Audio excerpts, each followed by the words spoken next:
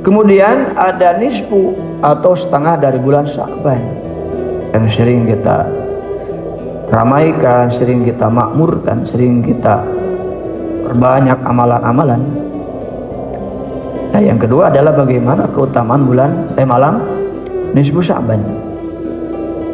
Ada beberapa hadis yang menyatakan, nanti dalam session ketiga ada bagaimana komentar-komentar ulama, bagaimana perselisihan pendapat, bagaimana ikhtilaf dalam menyikapi malam nisfu Sya'ban.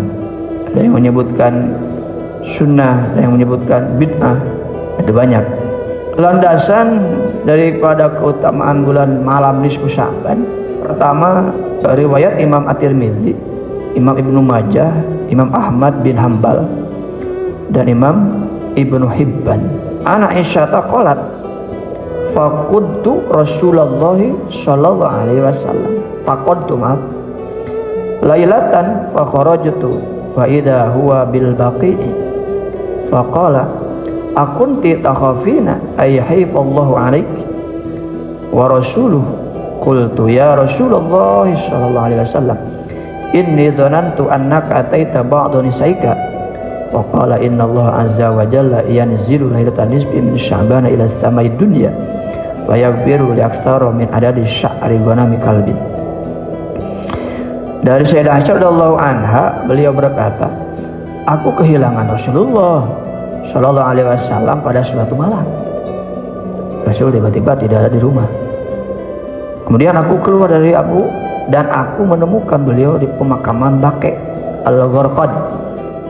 Ya, Rasul keluar dari rumah di Madinah, kemudian beliau ditemukan ada di mana?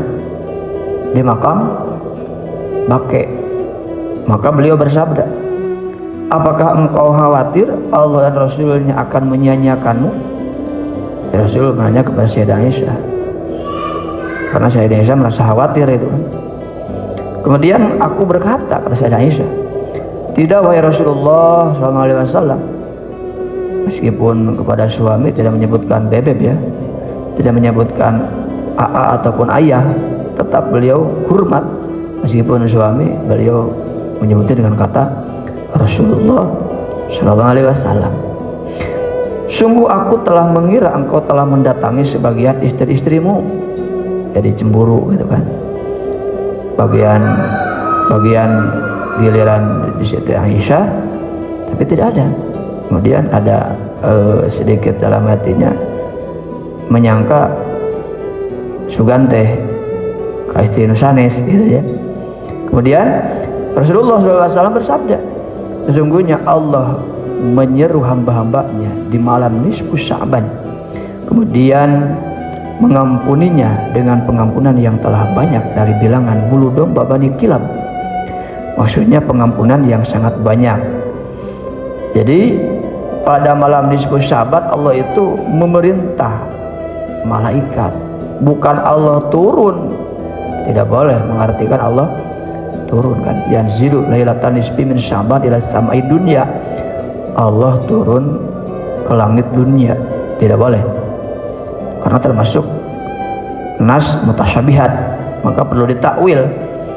Bukan Allah turun, tapi utusan Allah yang turun, yaitu para malaikat, atau rahmat Allah yang turun, bukan Allahnya. Karena mustahil kan Allah ditasabuhkan dengan makhluk, karena walam yakul lahu kufuwan ahadun. Tidak ada satu makhluk pun yang menyamai ataupun menyerupai Allah. Hari bahasa turun jeung naik mah jang makhluk ya. Itu yang pertama. Ada keutamaan menghidupkan malam nisfu Sya'ban. Di antaranya Allah memberikan garansi ataupun jaminan mengampuni dosa-dosa manusia yang sekiranya memakmurkan malam nisfu Sya'ban dengan macam-macam amalan yang disyariatkan tentunya kan. Tidak boleh melakukan amalan-amalan yang sifatnya dilarang, meskipun niatnya untuk menghidupkan nisfu Sya'ban, tapi kalaupun amalannya bertentangan maka jadi haram.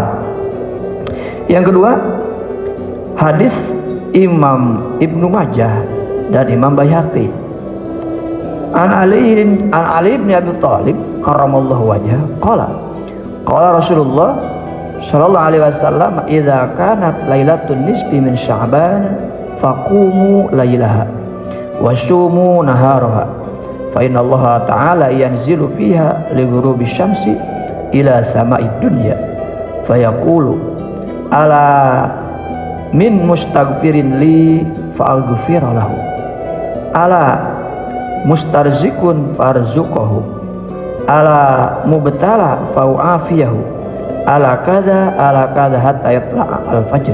Jadi Sayyidina Ali bin Abi Thalib karramallahu wajhah bahwasanya baginda Rasulullah sallallahu alaihi wasallam bersabda, apabila tiba malam nisfu Sya'ban, salatlah pada malam harinya dan berpuasalah di siang harinya, karena Allah menyeru hamba-hambanya di saat tenggelamnya matahari, lalu berfirman, adakah yang meminta ampun kepadaku?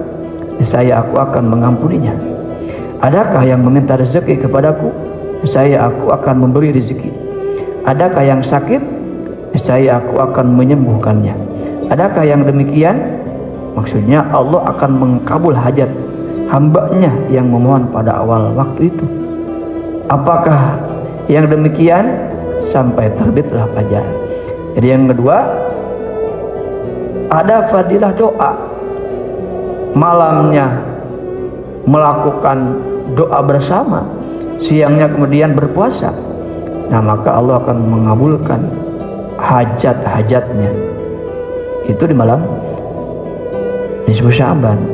Ada yang mengatakan malam 14, ada yang mengatakan malam 15. Bolehlah. Karena kan tidak tentu, kadang-kadang Sya'bannya 29 hari, kadang-kadang 30 hari, maka boleh. Ada nisfu awal, ada nisful akhir. Kalau nisful awal melakukan ibadah ataupun amalan yang banyak pada malam 14. Kalaupun nisful akhir berarti malam 15. Itu yang kedua. Yang ketiga, ada hadis dari Imam Abu Nuaim. Ini dikatakan sahih oleh Imam Ibnu Hibban.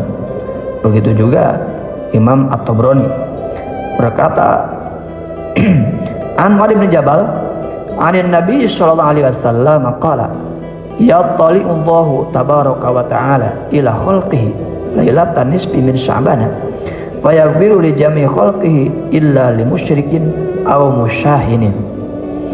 Dari Mu'adz bin Jabal radhiyallahu anhu, dari Nabi sallallahu alaihi wasallam, beliau bersabda, Allah tabaraka wa ta'ala melihat kepada makhluknya pada malam nisfu Sya'ban, lalu Allah mengampuni seluruh makhluknya kecuali orang yang musyrik dan orang yang bermusuhan.